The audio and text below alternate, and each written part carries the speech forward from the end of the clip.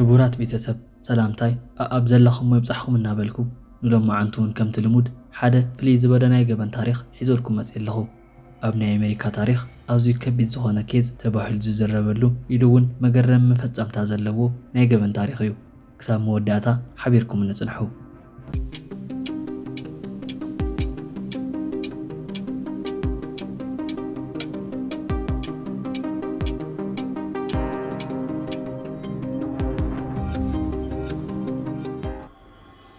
ካትሪን ፒርስ ታሕሳስ 30 ብ1982 ኣብ ባይሾር ኒውዮርክ ዝተወለደት እንትኾን ጓል 2 ወርሒ ህፃን እንኮላ ኣዲኣ ማርሊን ፒርስ ኣብ ናይ መሓዛኣ ገዛ ሊንዳ ኢንጂሎሪ ገዲፋታ ትኸይድ። ካትሪን ምስ ሊንዳ ምስ በዓል ገዛኣ ምስ ሳሊ ኢንጂሌሪን ምስ ወዶም ጆንን ክትነብር ጀመረት።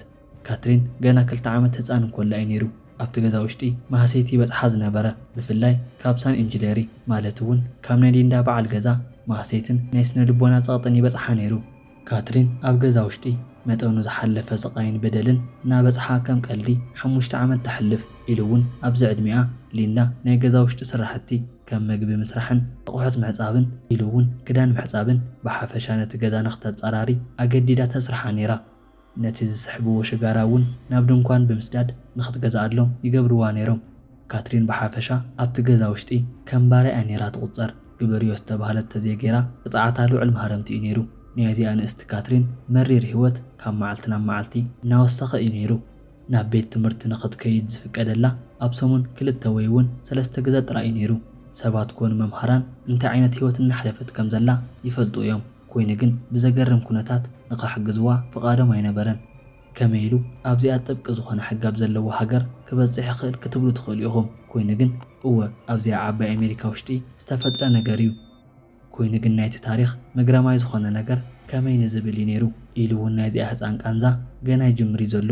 እዚ ዝተዓፈነ ናይ ስቃይ ድምፂ መውፅእ ትረኽበሉ ዘላ ዝመሰላ እዚኣ ጓል 5 ዓመት ካትሪን ምስቲ ናብቲ ገዛ ዝመላለስ ዝነበረ ቤተሰብ ናይቶም ገዛ ጽቡቕ ዝኾነ ርክብ ፈጢራ ናብኡ ትቐርብ። ጆን ስፖዚቶ እዩ ዝበሃል ናይ ሊንዳን ናይ ሳልን ናይ ቀረባ ቤተሰብ እዩ። ካትሪን እውን ብብዝሕ ናብቲ ገዛ ይመጽእ ስለ ዝነበረ ክትፈልጦ ክኢላ እያ። ኢሉ እውን ኣብ ዝመጻሉ ግዜ ኣይስክሬም ባምቡላ ኢሉ እውን ናይ ቆልዑት መጻወትታት ገዚኡላ ይመጽእ ነይሩ። እዚኣ ንእስቲ ካትሪን እውን ኣብዛ ዓለም ኣለኒ ካብ እትብሎም ሰባት ኮይኑ ትረኽቦ። ንጆን ብዝበለጸ ብምእማን ናይ ሚስጥር መኻፈልታ ገይራቶ እያ። ኣብ ታሕሳስ 28 ብ1992 ናይ ካትሪን መበል 10 ዓመታ እተኸብረሉ ግዜ እዩ ነይሩ። እቲ መዓልቲ ቅድሚ መብጽሑ 2 መዓልቲ ቀዲሙ ጆን ህያብ ሒዙ ናብ እኒ ካትሪን ገዛ ይመጽእ። ኣብኡ እውን ምስ በጽሐ ሊንዳ ሓደ ሓሳብ ተቕርበሉ። ናይ ካትሪን ልደት ስለ ዝኣኸለ ናብ መዘናግዒ ቦታ ወሲዱ ንኸዘናግዓ ተሓቶ። ምኽንያቱ እውን ንሃታ ናይ ቀረባ መሓዛ ስለ ዝነበረ እዩ። ንሱ እውን ብተሓጓስ እሺ ብምባል ሊንዳ ንካትሪን ብምጽዋዕ ምስኡ ንኽትከይድ ትዛረባ። ካትሪን እውን ብጣዕሚ ብምሕጓስ ምስ ጆን ትወፅእ። ኣብቲ ናይ ፓርክ መዘናግዒ ድሕሪ ምጽዋቶም ኣይስክሬም ንኽገዝኣላ ሒዝዋ ይኸይድ። ቀፂሉ እውን ናብ መጻወቲ ቦታ ብምኻድ ናይ ቪድዮ ጌማት ንኽትጻወት ይገብራ። እዚኣ መዓልቲ ንካትሪን ኣዝያ ብልጽቲ መዓልቲ እያ ነይራ። ካብ ዝነበረ ናይ ስቃይ ቦታ ወፂኣ ኣብ ከምዚ ዓይነት ቦታ ሞዓላን ምስ ማንዛኣ ዝኾኑ ህፃውንቲ ምጽዋታን ንዓኣ ሕልሚ እምበር ክረኽቦ የላ ሓሲባቶ ኣይትፈልጥን። ጆን ተወሳኺ እውን ሓደ ናይ ቪድዮ ጌም ይገዝኣላ። ጆን እዚኣቶም ናይ ቪድዮ ጌማት ዝገዝኣሉ ምኽንያት ንሕማቕ እዩ ነይሩ። እዚ እውን ኣብ ገዝኡ ጥራይ ክትጻወተሎም ትኽእል ብምዃኑ እዩ ኢሉ እውን ካትሪን ብጣዕሚ ብምሕጓስ ናብ ናይ ጆን ገዛ ይምርሑ። ናብቲ ገዛ እውን ምስ በጽሑ ኣብቲ ገዛ ውሽጢ ኣብ ዝርከብ ናይ ቪድዮ ጌም መጻወቲ ክፍልን ኢሉ እውን ምግብን ልስሉስ መስተን ናብ ዝርከበሉ ዓብዪ ክፍሊ ክወስደኪ ብምባል ናብቲ ገዛ ውሽጢ ዝርከብ ገዛ ይወስዳ። ካትሪን ከም ዝኾነ ዓይነት ህፃን ቆልዓ እቲ ናይ መጻወቲ ክፍሊ ዘለዎ ገዛ ክሳብ ትርኢ ግዜ ብጣዕሚ እያ ተሃንጥያ ዘላ። ኮይኑ ግን ናብቲ ቦታ ምስ በጽሐት እቲ ዝረኣየቶ ክትኣምን ኣይከኣለትን። ጆን ዝወሰዳ ናብ ናይ ዓራት ክፍሊ እዩ ነይሩ ኢሉ እውን ንካትሪን ናብቲ ዓራት ብምስንዳው ብኣፋ ዓውታ ንኸይተሰምዕ ጨርቂ ይገብረላ። ብምቕጻል እውን ብዘይገለ ምሕረት ይዕምፃ። ካብኡ እውን ኣብቲ ክፍሊ ውሽጢ ኣብ ዝርከብ ናይ ክዳን መቐመጢ ኣርማድዮ ብድሕሪቱ ኣብ ዝነበረ መንደቕ ከፊቱ የእትዋ። ጆን ከምቲ ዝረአ ቀሊል ሰብ ኣይነበረን። ኣብዚ እውን ኣየብቃዕን።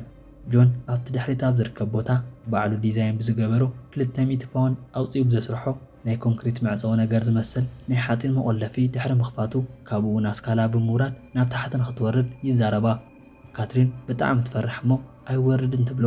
ጆን ግን ንድሕሪቱ እውን ኣይበለን። 2 ሜትሮ ዝኣክል ርሕቐት ኣብ ዘለዎ ናብ ታሕቲ ደፊኡ ድቓ። ካትሪን በዚያ ጸባብ ክፍተት ድሕሪ ምውዳቓ ሓንቲ መጽልኢትን ሓይሊ ዘይብላን ልቺ ኣብ ዝነበራ ጸባብ ክፍሊ ንባዕላ ትረኽቦ። ኣብቲ ክፍሊ ውሽጢ ሽቓቕ ፍርናሽን ቴሌቪዥን ናይ ኢድ ካቴናን ዓብዪ ሸንሸልን ትረክብ። ጆን ነዚ ድሕሪ ምግባሩ ነቲ ጥርጣረ ንኽኣሊ ሓደ ትልሚ የውፅእ። እዚ እውን ካትሪን ናብ መዕበይቲ ኣዲኣ ብምድዋል ብኻራ ሓደ ሰብ ኣፈራርሑ ከም ዝጨወያ ንኽትዛረብ ኣገዲዱ ይዛረባ። ካብኡ ነታ ህፃን ከም ዝጠፍኣቶ ናብ ፖሊስ ሓበሬታ ይህብ። ምንም እኳ ጆን ዋላ ሓደ ከም ዘይጥርጥሮ ብምሕሳብ ነዚ ተግባር ተጠንቂቑ እንተገበሮ ፖላይስ ግን ኣብዚ ሰብ ሓደ ነገር ረኺቦምሉ እዮም። ጆን ኤስፖዚቶ እቲ ቀንዲ ተጠርጣሪ ይኸውን። ዴሞኒክ ባሮን ነቲ ጉዳይ ዝከታተል መርማሪ እዩ። ጆን ብምጥፋኣ ተጠርጣሪ ከም ዝኾነ ርግፀኛ እዩ። ምክንያቱ እውን ጆን ኣብቲ ቅድሚ ሕጂ ጓል 7 ዓመት ህፃን ኣብ ናይ ዕዳጋ ቦታ ንምጭዋይ ፈቲኑ እዩ ተባሂሉ ኣቐዲሙ ኣብ ትሕቲ ቀይዲ ከም ዝወዓለ ይፍለጥ ስለ ዝነበረ እዩ። እዚ መረዳእታ ዘለዎ መርማሪ ዶሚኒክ ኣብ ልዕሊ ጆን ጥርጣረ ወሲኾምሉ እዮም። ካብኡ እውን ምስ ናይ ፖላይስ ኣባላት ናብ ናይ ጆን ገዛ ብምኻድ ፍተሻ ይገብርሉ። ኮይኑ ግን ፖላይስ ኣብ ናይ ጆን ገዛ ውሽጢ ዋላ ሓንቲ ዓይነት ማስረጃ ኣይረኸቡን ነይሮም። ፖላይስ ዋላ ገለ ተዘይረኸቡ ጥርጣረኦም ግን ኣይቀየርዎን ነይሮም። ጆን ነዚኣ ንእስቲ ካብ ዝጨወያ ጀሚሩ ይስዕማን ናይ ርክብ ተግባር እውን ይፍጽመላ ነይሩ። ነዚ ዝፍጽመሉ ዝነበረ እውን ኣዝዩ ብዘሰካሕ ተግባር እዩ ነይሩ። ኣብዚኣ ጸባብ ክፍሊ ውሽጢ ብዝገበሮ ሸንሸልን ናይ ኢድ ካቴናን ተጠቂሙ እዩ ነይሩ ነቲ ተግባር ዝፍጽሞ። እሞ ደኣ ሕሰብዎ እሞ እዚኣ ንእስቲ ህፃን እዚ ኩሉ ዝበፅሓ ዘሎ ዝኣመነቶ ሰብ እዩ። ካትሪን ኣብቲ ገዛ ውሽጢ ዋላ ሓንቲ ኣይትገብርን ነይራ። እዚኣ ንፈተና ዝተፈጥረት ንእስቲ ህፃን ቃንዛ ኣይውስኽ ኢሉ እውን ተስፋ ትቖርጽ። ካብ መዓልትታት ሓደ እዋን ድማ ኣብቲ ክፍላ ውሽጢ ብዝነበረ ቲቪ ናይ ባዕላ ምጥፋእ ከም ዜና ትዕዘቦ። ኣብዚ ሰዓት ንባዕላ ክትተባብዕ ጀመረት። ምክንያቱ እውን እንተወሓደ ብፖላይስ ትደለ ከም ዘላ ብምፍላጣ እዩ ነይሩ። ጆን ብፖሊስ ተጠርጢሩ ከም ዘሎን እናስተውዕልዎ ከም ዘለውን ተረዲእዎ እዩ። ኢሉ እውን ናይ ሕድሕድ ዝገብሮም ነገራት ጥንቃቐ ብዝተመልኦ ክገብሮም ጀመረ። ኣብ ታሕሳስ 30 ብ1992 ድሕሪ ምጥፋእ እዛ ህፃን ኣብ ዝቕፅሩ 2 መዓልትታት ናይ ካትሪን ናይ ልደት መዓልታ እዩ ነይሩ። ኢሉ እውን ሃፒ በርዝደይ ንባዕላ እናደረፈት እያ ነይራ። ካትሪን ጆን ከም ዝፈትዋ ትፈልጥ እያ። ንሳ እውን ነዚ ኩነታት ከም ጽቡቕ ኣጋጣሚ ብምውሳድ ካብቲ ናሃቱ መፃወርያ እትወፃሉ መንገዲ ክትሓስብ ጀመረት። ኢሉ እውን እዚኣ ንእስቲ ጓል 10 ዓመት ካትሪን ንጆን ቀለልቲ ዝመስሉ ግን ንሳ ብጥንቃቐ ዝሓሰበቶም ሕቶታት ክትሓቶ ጀመረት። ኮይኑ ግን ዓላማኣ ናሃቱ ሓሳብ ንምፍላጥ እዩ ነይሩ። ኢሉ እውን ካትሪን ነቲ ወዲ 43 ዓመት ጆን ምስኡ ትጸንሕ እንተኮይና ትምህርቲ ከመይ ከም እትመሃር ተሓቶ። ናሃቱ መልሲ እውን ናብ ቤት ትምህርቲ ከም ዘይተኸይድን ንሳ ክትፈልጦ ዝደልየቶ ነገር ኩሉ ባዕሉ ከም ዘረዳኣ ይዛረባ። እቲ ትምህርቲ እውን ንሱ ባዕሉ ዘምህራቶ ኮይኑ ስራሕ ንምስራሕ ከመይ ወፂኣ ክትሰርሕ ከም እትኽእል ደጊማ ተሓቶ። እዚ ሰብ ግን ንኩሉ ነገር ኣቐዲሙ ሓሲቡሉ እዩ ነይሩ። ቀፂሉ እውን እኹል ገንዘብ ከም ዘለዎ ይዛረባ። ስዒቡ ድማ ውላድ እውን ክረኽቡ እንተደልዮም ናይ ካትሪን ዕድመ ናብ ናይ ዓቕሚ ሔዋን ምስ በፅሐ ወይ እውን 18 ዓመት ምስ ገበረት ጥራይ ከም ዝኾነ የረጋግፀላ። ወደ 10 ዓመት ካትሪን በቲ ዝሃባ መልሲ ተስፋ ትቖርጽ። ኢሉ እውን ካብቲ ገዛ ብፍጹም ክትወፅእ ከም ዘይትኽእል ክትኣምን ጀመረት። ኮይኑ እውን ካብቲ ጨወ ድሕሪ 17 መዓልትታት ንድሓር ሓደ ነገር ይፍጠር። እዚ እውን ካትሪን ብጽኑዕ ብምሕማማ እዩ ነይሩ። ጆን ይሰናበድ። ንካትሪን ኣዝዩ ይፈትዋ ስለ ዝነበረ እቲ ኩነታት እውን ብጣዕሚ መስግእ ኮይኑ ይረኽቦ። ካትሪን ኣብ ኣፍ ሞት ከም ዘላ ክመስሎ ጀመረ። ጆን ኣብዚ ሰዓት ክግመት ዘይኽእል ነገር ይገብር። እዚ እውን ብቀጥታ ናብቲ ጠበቑ እዩ ዝደወለ። ኢሉ እውን ቀፂሉ ፖላይስ ይመፁ። ፖላይስ ብናይ ጆን ገዛ ብጣዕሚ ይገረሙ። ጆን ነቲ ገዛ ዝሰርሖ ቅድሚ ዓመታት ብናሃቱ ኢድን ናይቲ ገዛ ዲዛይን እውን ባዕሉ ቅዲ ብዘውፅኦ መንገዲ እዩ ነይሩ። ዝሰርሖ ምክንያቱ እውን ንካትሪን ኢሉ እዩ። ማለት እውን ንዓኣ ክምነት ዝጀመረ ህፃን ቆልዓ እንኮላ እዩ ነይሩ። ኢሉ እውን ነቲ ትምኒቱ ንኸሳኽዕ እውን ወላ ሓደ ንዘይፈልጦ ገዝኡ ከሰርሕ ነይርዎ። ካትሪን ጠፊኣ እያ ዘላ ኣብ ዝተባህለሉ ሰዓት ፖላይስ ብቀጥታ ናብ ገዝኡ መፅኦም ዓሚቕ ፈተሻ ገይሮም እኳ እንተነበሩ ወላ ሓንቲ ከም ዘይረኸቡ ግን ይፍለጥ እዩ። ኢሉ እውን ጆን ንካትሪን ዝገበረሉ ቦታ እንተሪኦም ንምእማን ከቢድዎም እዩ ነይሩ። ናይ ጆን ገዛ እንትረአ ናይቲ ገዛ መእተዊ ብሳሎን እንትኾን እቲ መወዳእትኡ ግን ሓደ ኣቕሓ ዝቕመጠሉ ክፍሊ እዩ ነይሩ። እቲ ገዛ እንትረአ ግልጽን ብዙሓት ክፍልታት ዘይብሉን ኢሉ እውን ምንም ዓይነት ካብ መሬት ንታሕቲ ንዘሎ ክፍሊ ክረአ ኣይኽእልን ነይሩ። ኢሉ እውን እዚ ሰብ ናብዚ ትልሚ ዝገበረሉ ቦታ ዝመረፆ ቦታ ድሕሪ መንደቕ እዩ። ማለት እውን ኣብቲ ናይ መደቀሲ ገዝኡ ኣብ ዝርከብ ሳንዱቕ ኣብ ድሕሪቱ ብዝነበረ መንደቕ እዩ። ኣብዚ መንደቕ ወላ ሓደ ዓይነት ድምፂ ንኸይስማዕ ዝገብር እንትኾን እዚ እውን ካብቲ ሳንዱቕ ንድሕሪት ንዘሎ መንደቕ ንሱ በዓሉ ተዘይኮይኑ ከም ዝኽፈት ክፈልጦ ዝኽእል ሰብ የለን። ኣብዚ እውን ዘብቃዕ ኣይነበረን። 2 ሜትሮ ኣብ ዝግመት ዕምቆት ኣብ ዘለዎ ክፍሊ ብኮንክሪት ብዝተሰርሐ መኽደን ዘለዎን ብሓጺን ኣብ ዝተቖለፈን ታሕቲ ገዛ ውሽጢ ካትሪን ብጽኑዕ ሓሚማ ትርከብ። ፖላይስ በዚ ተግባሩ ልዕሊ ምግራሞም ተሰናቢዶም እዮም። ናይዚ ሰብ ተግባርን ክንደየናይ ዝኣክል ኣርሒቑ ምሕሳቡን ኣስተውዒሎም እዮም። ጆን ኤስፖዚቶ ጁን 16 1994 ብናይ ፈለማ ደረጃ ናይ ምጭዋይ ገበን ተኸሲሱ ናብ ቤት ፍርዲ ይቐርብ። ንሱ ጥራይ ኣይኮነን ማዕበይታ እውን ኣብ ልዕሊ ካትሪን የብፅሑላ ዝነበሩ ማሕሰይቲ ናብ ቤት ፍርዲ ይቐርቡ። ነቲ ወዲ 43 ዓመት ጆን ን18 ዓመታት ኣብ ቤት ማሕዮር ንኽጸንሕ ይብየነሉ። ካብኡ ግን ጆን ብዝነበሩ ሕማም ኣብ 63 ዓመቱ ሞይቱ ተረኽበ።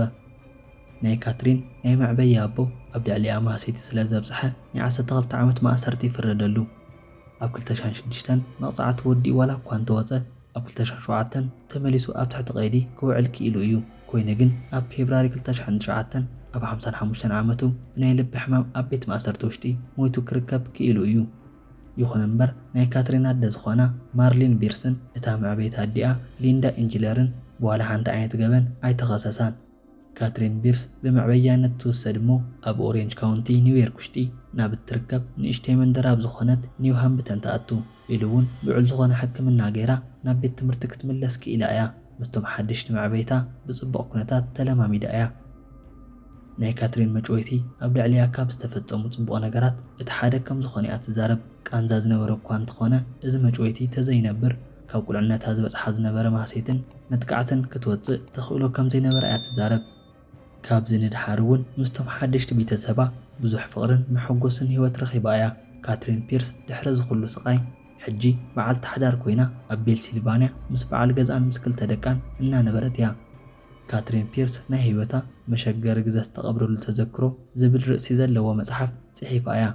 እቲ ታሪኽ ብምሉኡ ብእሪ ቁጥር ዝገልጽ እዩ ነይሩ።